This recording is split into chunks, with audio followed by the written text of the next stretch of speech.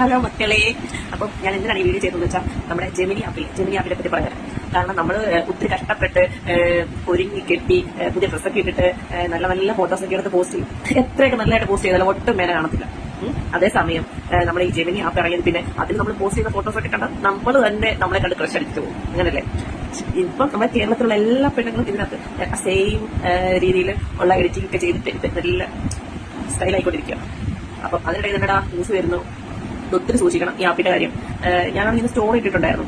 ഒരു പെൺകുട്ടിയാണെങ്കിൽ full sleeve top ഇട്ടിട്ടാണ് edit ചെയ്തത് ആപ്പില്. അങ്ങനെ എഡിറ്റ് ചെയ്ത് വന്നു കഴിഞ്ഞപ്പം സാരിയിലാണ് എഡിറ്റ് ചെയ്ത് വന്നത്. അതും സ്ലീവ്ലെസ് ആയിട്ടുള്ള ബ്ലൗസാണ് അതിൽ വന്നേക്കുന്നത്. അതിൽ സ്ലീവ്ലെസ് ബ്ലൗസിൽ ആ പെൺകുട്ടിയുടെ കയ്യിൽ ഒരു മറുകുണ്ടായിരുന്നു. ആ മറുക് ആ സ്ലീവ്ലെസ് ബ്ലൗസിൽ വന്നേക്കുക. അതായത് ആ പെണ്ണ് ഫുൾ സ്ലീവ് ആണ് ടോപ്പ് ഇട്ടിട്ടാണ് എഡിറ്റ് ചെയ്യാനുള്ള ഫോട്ടോ അയച്ചത്. പക്ഷെ തിരിച്ചു വന്നപ്പോൾ സ്ലീവ്ലെസ്സിൽ അകത്ത് നമ്മുടെ ഡ്രസ്സിന് അടിയിലുള്ള ആ ഒരു മറുക് അതിൽ തെളിഞ്ഞു വന്നേക്കുന്നു. ഇതുപോലെ തന്നെ കുറേ ന്യൂസ് നടക്കുന്നുണ്ട്. അപ്പൊ ഇതൊക്കെ കണ്ട് പേടിച്ച് നമ്മുടെ ഫ്രണ്ട്സും എല്ലാം എന്നോട് ചോദിക്കുന്നു, എടി ഒത്തിരി സൂക്ഷിക്കണം, നീ എഡിറ്റൊന്നും ചെയ്യണ്ട, എന്തിനാ ഇങ്ങനെ പേടുന്നത് എന്നൊക്കെ ചോദിക്കുന്നു. ഇത് പേടിയില്ല, എന്നിട്ട് പേടിയാന്ന് ചോദിക്കുന്നു. എന്ത് ചെയ്യാൻ ഇപ്പൊ ഓൾറെഡി തന്നെ ഞാൻ ഹാക്കായിട്ടിരിക്കുക.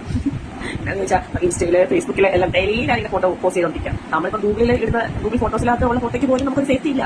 അത് അവർ സേഫ്റ്റി ഉണ്ടെന്ന് പറയെങ്കിൽ പോലും നമുക്ക് ഒന്നും പറയാൻ പറ്റില്ല. അതുപോലെ തന്നെ ഈ ഇൻസ്റ്റയിൽ ഫോട്ടോസൊക്കെ എത്ര പേരെ എടുത്തോണ്ട് പോകുന്നറിയോ?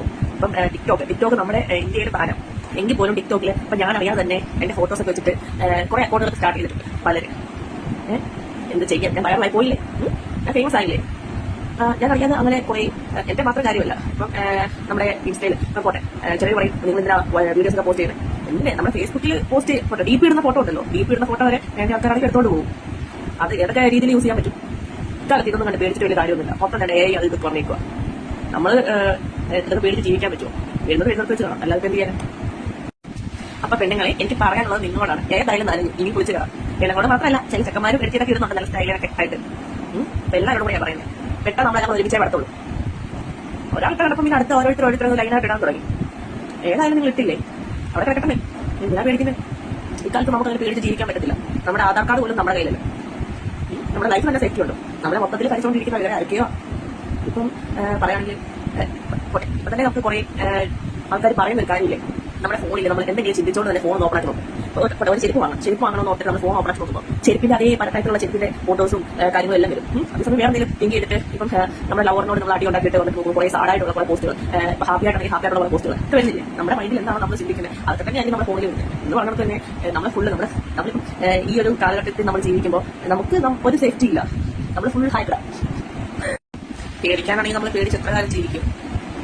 ന്യൂസൊക്കെ വരുന്ന വഴിക്ക് തോന്നി. ഇവിടെ ഫേസ് ആപ്പ് ഇറങ്ങിയപ്പോൾ ഇതുപോലെ തന്നെ പറഞ്ഞു. പിന്നെ ഫേസ് ആപ്പ് പിന്നെ വേറെ അപ്പൊ ഞാനത് മറന്നുപോയി. ഭയങ്കര എഡിറ്റിംഗ് ആയിരുന്നു ആ സമയത്ത്. ഞാൻ പേര് വിട്ടുപോയി. ഇതിലൊക്കെ ആണെങ്കിൽ എല്ലാവരും പറഞ്ഞു സേഫ്റ്റി മുഖ്യമാണ്, അതൊന്നും യൂസ് ആക്കില്ലെന്നൊക്കെ പറഞ്ഞ ആൾക്കാരൊക്കെ യൂസ് ആക്കി. എന്ത് ചെയ്യാൻ പറ്റും എന്ന് പറഞ്ഞാൽ തന്നെ ഈ ആപ്പ് ഇറങ്ങിയപ്പോൾ പറയും. സേഫ് ആണെന്ന് ഞാൻ ഒരിക്കലും പറയത്തൊന്നുമില്ല, സേഫ് ഒന്നുമല്ല. എങ്കിൽ പോലും നമുക്കിപ്പം എന്താണ്, നമ്മളിപ്പോ സേഫ് ആണെന്ന് വിചാരിച്ച് ഒരു വീട്ടിനകത്ത് കയറി ഇരുന്നാലും ഇപ്പൊ പോട്ടെ, വീടിന് മണ്ടയ്ക്ക് വന്ന് ഒരു മരം വീണ അല്ലെങ്കിൽ എന്തെങ്കിലും ഒരു അപകടം വന്നാൽ തീരാവുന്ന കാര്യമൊക്കെ ഉള്ളൂ. അതായത് നടന്നു പോകുമ്പോൾ നമ്മൾ കിടക്കുമ്പോൾ ഫാൻ മേളിൽ നിന്ന് താഴെ വീണ് നമ്മുടെ തലയെ വന്ന് ഇടിച്ച് ചത്തുപോയാലോ? ഇത്രയൊക്കെ ഉള്ളൂ നമ്മുടെ ലൈഫ്. അല്ലെങ്കിൽ നടന്നു പോകുമ്പോൾ കാലിന്ന് തന്നെ വീണ് കഴിഞ്ഞാൽ തീർന്നില്ലേ? അത്രയൊക്കെ ഉള്ളടോ നമ്മുടെ ലൈഫ്. പേടിച്ച് നമ്മൾ എത്ര കാലം ജീവിക്കും? അപ്പൊ എനിക്ക് പറയാനുള്ളത്, ഞാൻ ഇനി എഡിറ്റ് ചെയ്യും കേട്ടല്ലോ. അപ്പൊ ശരി, ബൈ, ഗുഡ് നൈറ്റ്.